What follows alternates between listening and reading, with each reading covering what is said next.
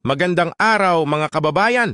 Alam nyo ba na posible para sa isang reservist na maging bahagi ng active duty o regular force ng AFP?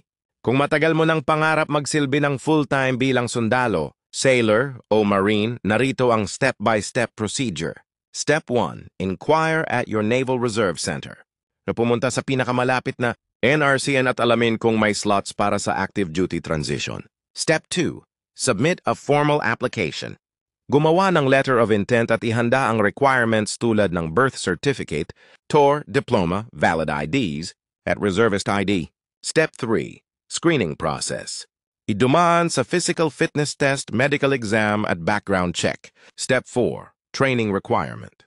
CSC kung enlisted, OCC kung officer aspirant, advantage kung may MOs ka na. Step 5. Call to active duty. CAD. Kapag pasado at kailangan ng AFP, maaari kang i-activate, pansamantala o permanente. Step 6. Oath-taking and assignment. Kapag approved, mag-oath ka at makukuha ang iyong unit assignment.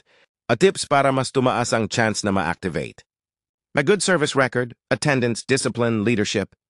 Stay physically fit. Take additional trainings. Laging updated sa AFP announcements. Para sa mga wala pang unit at gusto ring magsimula, maaari ka munang maging reservist. Ito ang unang hakbang papasok sa AFP. Dito mo mahuhubog ang disiplina, leadership at dedication sa bayan habang pinaghahandaan ang pagkakataong maging active duty sa hinaharap. Tandaan, ang pagiging reservist ay hindi lang tungkol sa pagiging backup force.